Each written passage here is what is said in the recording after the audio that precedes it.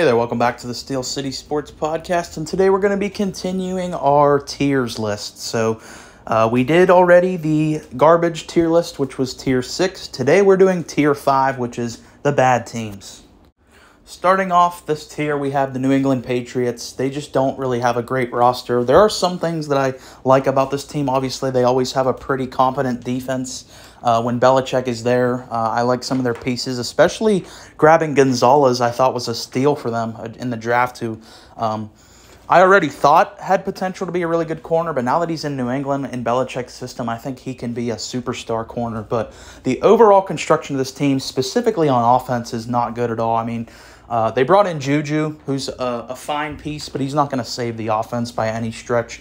Mac Jones had clear signs of regression from year 1 to year 2. I think a large part of that is going from Josh McDaniel as our offensive coordinator to Matt Patricia. So you had a coordinator who didn't know what he was doing. That obviously was really bad for them last year.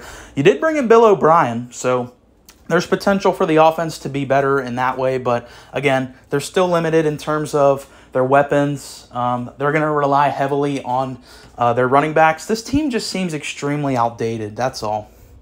Especially in the division they're in. They're going to be playing in a lot of games that are going to be shootouts, and I just don't think it's a good recipe. And our next team is the Raiders, who are kind of the opposite of the Patriots, where the Patriots have that really good defense and a methodical offense. The Raiders are kind of the flip of that. They have zero defense to speak of, but they have all the glitz and glamour of, their weapons core is still elite. You have Devontae Adams, you can argue is still the best receiver in football. Hunter Renfrow coming back off injury, he's still a really good receiver, very productive.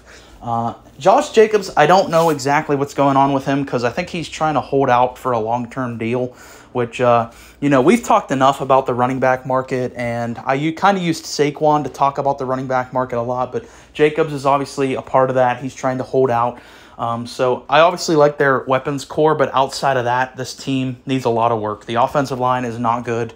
Like I said, their defense is terrible. They brought in Chandler Jones on a massive contract last year to kind of help solve their pass rushing issues, and it was a big bust. I mean, even Chandler Jones, who I saw as an extremely elite player, as soon as he got with the Raiders, he instantly declined. Now, I don't know if that's a result of him getting paid and just not caring anymore, or if that's a result of you go to the Raiders to just your career dies.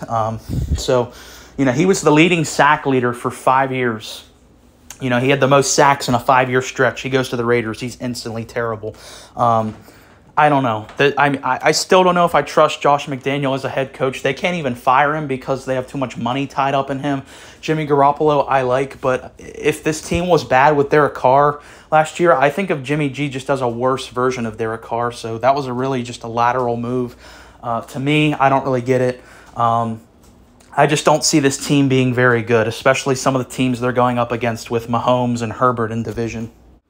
For our next team, we do have the Colts, and there are definitely some things that I like on the defense. They have a lot of nice pieces on the defense. However, the offense needs a lot of work, Their O-line, they have some good players on their O-line, but they were very banged up last year, very injury-prone line. Their weapons, their receiving core is very lackluster. Michael Pittman's a nice player, but I think on a championship team, Michael Pittman Jr. is probably a number 3, maybe a number 2, but I'd be more comfortable saying he's a number 3 on a contending team. And he's their number 1, so that shows you their receiver core is lacking in depth. Jonathan Taylor is definitely a bright spot on offense. He's going to get a lot of usage here, but again, as we talked about with New England, your run game can't carry you in today's NFL. With all the shootouts and all the firepower that's out there, your run game alone is not going to be able to carry you to be a good team. And that's even if Taylor goes back to form. He had a very disappointing year last year as well. Also, they're going to be having a very raw rookie prospect come in here and play quarterback. And I think there's a lot of good stuff with Anthony Richardson. I think 3-4 years down the line, Anthony Richardson can be an extremely productive, potentially Pro Bowl level quarterback, but it's going to take a lot of work. Good sign is I did like the guy that they brought in for head coach. He was a big, or at least he was credited with, a lot of the development with Jalen Hurts. So you can definitely see some of that similarities there with Richardson in terms of their running ability. So I do like that, but like I said, they need a lot of work, and they had a pretty bad year last year. I'm just not expecting much from the Colts this year. And our last team in this tier is the Los Angeles Rams. Now, what a fall from grace for the Rams, because we all know just a year ago they won the Super Bowl, and now they're all the way down here in the bad category. Well, this is a clear example of a team just going all in on 1 year, and it paid off. It's definitely worth it, but now you have to, catch up on these receipts. And look at this team now. It's just an absolute disaster. I was watching The Herd the other day, and they were making a point, like, name one player on defense not named Aaron Donald on that team. That's how, scattered their defense is. And Jalen Ramsey was their most productive secondary, basically their only productive secondary player last year. He's obviously gone now. So the defense is just a mess. Offensively, yeah, Stafford's going to be back, but what's around him? Cooper Kupp obviously is good, but outside of those two, there's really nothing on this offense. The offensive line is putrid. It's garbage. It was one of the reasons why they got off to such a bad start last year. Their run game is not very good. I had high hopes for Cam Akers, but it's looking like he's on his way out. Their receiving core outside of Kupp is extremely limited. The only thing that really kept me out of putting them in the basement is I still believe Sean McVay is one of the best head coaches in the NFL. I just think he's put in a situation now. You kind of saw this happen with the Saints. The Saints in 2018, 19, 20, they went all in to try to win the Super Bowl, and then now they've been bad for a couple years.